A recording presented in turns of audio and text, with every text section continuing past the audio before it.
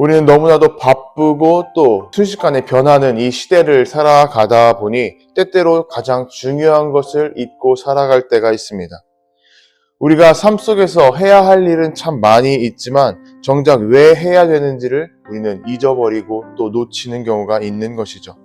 결국 이 세상 속에서 우리의 마음은 분주해지고 또 우리의 행동은 손발이 어지러워지는데도 불구하고 우리가 나아가는 방향의 목적과 이유를 놓친 채 우리는 언제나 피로함과 공허함만 남은 생활을 하게 됩니다.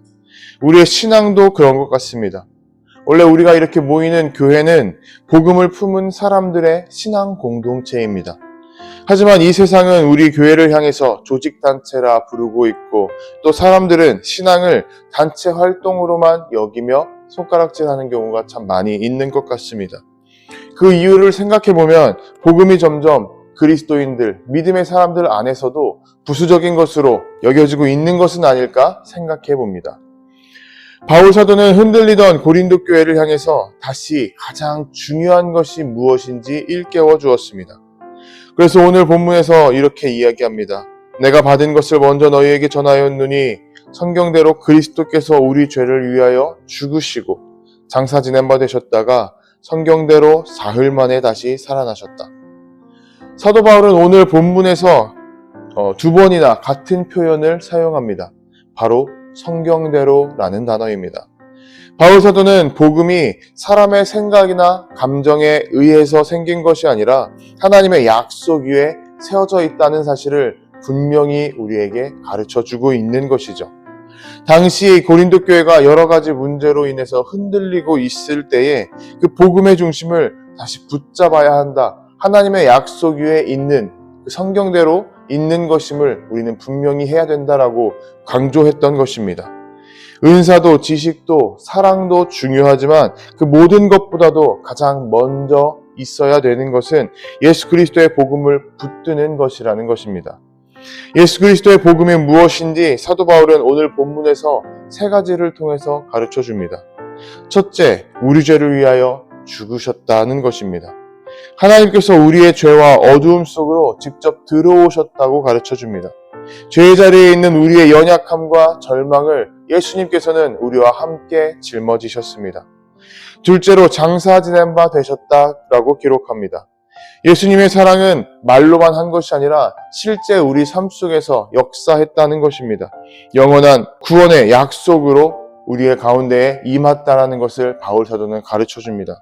마지막 세 번째로 성경대로 사흘 만에 다시 살아나셨다라고 기록합니다. 이것이 우리가 붙잡아야 할 복음의 중심이고 복음의 절정입니다. 예수님의 부활은 단순한 죽음에서 일어났다는 기적이 아니라 모든 두려움과 절망을 뒤집은 새로운 시작이 되었습니다. 그래서 부활은 죽음은 끝이 아니다라는 선언임과 동시에 하나님께서는 언제나 우리와 함께 일하고 계신다라는 것을 분명히 가르쳐주는 것입니다. 그렇다면 복음이 우리의 삶에서 가장 먼저, 다시 말해서 첫 번째가 된다라는 것은 어떤 의미일까요? 그것은 모든 것의 기준이 복음으로 돌아간다라는 것을 의미합니다. 우리가 삶 속에서 어떤 선택 가운데 결정할 때 복음으로 판단하게 되고 우리가 말을 할 때에 복음의 마음으로 말을 하며 살아갈 때에 복음의 시선으로 세상을 바라보는 것입니다. 복음이 중심이 된다면 사람을 판단하던 마음이 사랑으로 바뀌게 됩니다. 성공이 목표였던 인생이 하나님께 영광 돌리는 길로 변하게 됩니다. 사도 바울이 마지막으로 강조한 것은 이 복음을 전하는 것이었습니다. 사도 바울은 자신이 받은 복음을 분명히 전했다라고 말합니다.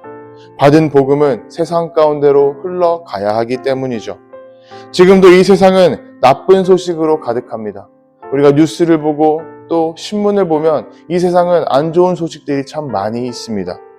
그러한 세상으로 흘러가는 복음은 말 그대로 좋은 소식이 됩니다.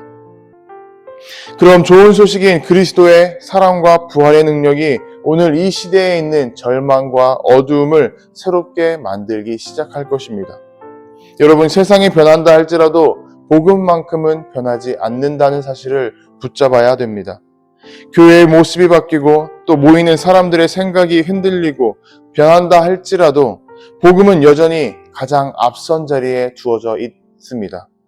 오늘 우리에게 필요한 것은 잊어버린 복음의 중심을 회복하는 것입니다. 우리의 인생 가장 앞자리에 복음을 두는 것입니다. 오늘도 이렇게 나쁜 소식이 가득한 이 세상 속에서 하나님의 복음을 전할 힘을 구하며 살아가시기를 주님의 이름으로 도전하고 축복합니다.